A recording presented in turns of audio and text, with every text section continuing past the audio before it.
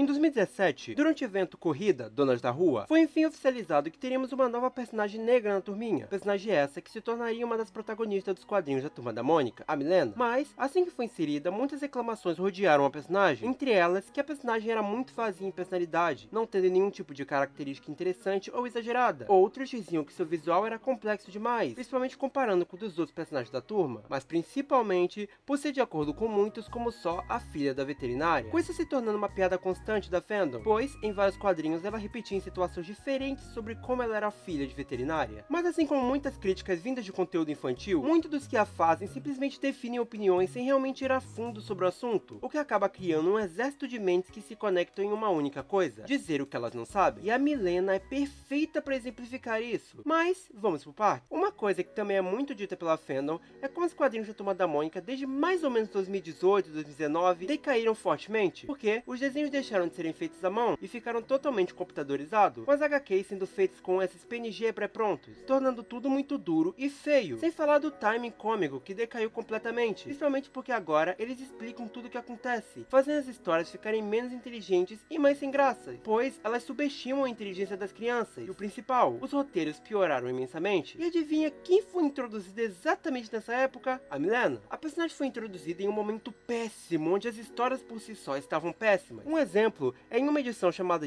Flick, que é uma daquelas histórias sobre a turma indo ver um filme e não se decidindo sobre qual eles vão ver. Histórias assim sempre foram divertidas pelas interações da turma, eles rindo, discutindo com suas próprias personalidades, as patadas, só que aqui a turma se junta na casa da Mônica pra ver um filme. Ao chegarem tem uma discussão muito rápida e besta sobre qual filme eles vão ver, de forma muito seca e antinatural. A Mônica se revolta, diz que ela que vai escolher, porém, no momento que ela vai dar play, algo dá errado, e o pai dela consta que a internet caiu. Logo, eles simplesmente decidem que vão lá pra fora brincar, enquanto dizem que preferem isso a ver TV. Não, eu não resumi isso, a história é curta e ruim assim mesmo, sem nenhum tipo de plano infalível, sem falas engraçadas, sem compromisso de fazer uma história divertida. É só eles tentando dar uma lição de moral final, uma proposta mentirosa do que realmente vai ser a história. Ah, Salem, mas isso não significa que de fato a Milena é tudo isso que as pessoas falam? Sim e não. Sim, porque a Milena de fato é uma personagem que a maioria das histórias é rasa. Porém, isso acontece porque a Milena é lacração e por causa disso ela não pode ter qualidades e erros como os outros personagens, então ela é só uma amálgama de tudo que é de bom pra parecer superior aos outros? Não, a Milena é uma personagem rasa porque ela está nas histórias rasas da turma. Quer um exemplo disso? Na história Poço dos Desejos, a Milena encontra o famoso poço que apareceu em várias histórias. Logo em seguida, a Mônica e Cebolinha surgem e relembram coisas que aconteceram naquele poço. Bem, eles lembram de duas delas. O Cebolinha ficando musculoso e um guarda-chuva gigante do Cascão que caiu em uma árvore. Por conta disso, eles resolvem olhar se o guarda-chuva ainda estava por lá. E estava. Mas, eles também reparam que a casa é meio sombria. Isso podia ser um gancho ótimo para que a história parta para algo com essa suposta casa mal assombrada. Porém, eles ouvem um barulho com uma onomatopeia que ninguém sabe o que significa e eles correm. E a página seguinte é eles falando que nunca sentiram tanto medo da vida. E aí, na página seguinte, do nada, a história Poço dos Desejos vira uma história muda da Milena brincando com os amigos. Além de totalmente desconexa e sem graça, durante ela, não só a Milena, mas todos são perfeitos. Cebolinha não tem seus traços egoístas, a Mônica não é irritada, não tem planos infalíveis, não tem coelhada. Tudo é só muito seco e besta e principalmente sem sentido. Do mesmo jeito que nós também temos algumas histórias como Muito Competitiva, onde a Milena tem uma personalidade mais debochada, dá várias patadas e muitas vezes é até grossa, longe de uma perfeição. O meu ponto é, todos os problemas da Milena na turminha estão em todos os personagens. A Mônica atual, por exemplo, se irrita tão pouco que você mal reconhece que é a mesma pessoa. Todos eles agem como o roteiro precisa, muitas vezes sem mostrar suas características enquanto isso, tirando algumas histórias aqui e ali que são feitas por pessoas que ainda tentam fazer alguma coisa minimamente interessante. O problema é que as pessoas esquecem que Turma da Mônica não é um quadrinho independente, é uma franquia, tem muitas e muitas outras mídias. Então, talvez seja a hora de olharmos para outro lado, como por exemplo, para Turma da Mônica série, onde tivemos pela primeira vez um destaque real da Milena. E, sinceramente, o que fizeram com ela aqui é muito legal. Digo, acho que nem tenho que apresentar esse live action da turminha. Os dois filmes são ótimos.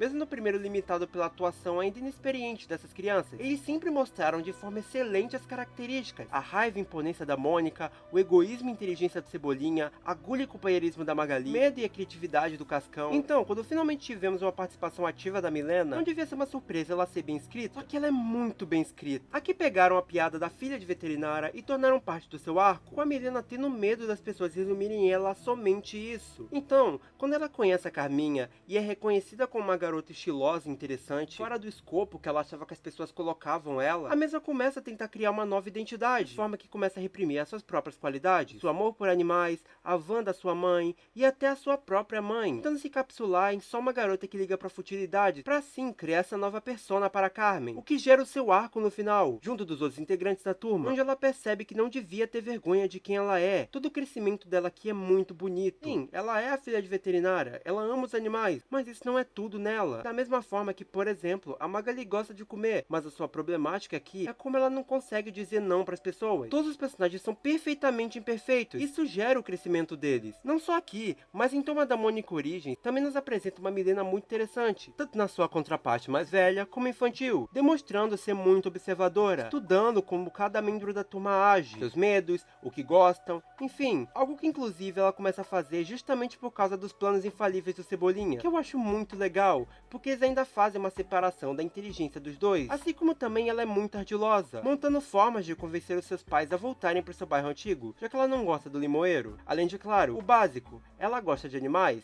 embora também seja uma criança bem defeituosa. Na real, essa é a série que mais trata dos defeitos dessas crianças. A raiva dela faz ela viver discutindo com a família, porque não quer aceitar o novo, e não só em adaptações em seu caso, em outros quadrinhos também. Veja só, por exemplo, Turma da Mônica Geração 12. Esse é um universo paralelo ao que conhecemos, então temos algumas mudanças gerais dos personagens. Isso inclui a Milena. Aqui, ela funciona como o cérebro do grupo, sendo responsável por fazer conexões entre os eventos e deduzir soluções para eles. Mas não, isso não remove a inteligência do Cebolinha. Ele continua sendo o único a tirar 10 no teste de admissão, sabe tudo sobre as aulas, se dá mega bem em maioria delas, e só tem inteligências focadas em partes diferentes, assim como Origem. Mas curioso é que essa versão da Milena tem pouca ou nenhuma interação real como a garota dos animais. É uma releitura muito legal. Falando nisso, Turma da Mônica Geração 12 é muito legal. Vocês gostariam de um vídeo meu falando sobre? Se sim, comentem aí. E claro, tem as aparições dela em Turma da Mônica Jovem a partir da terceira série, onde ela também é uma personagem bem escrita. E, infelizmente, no filme que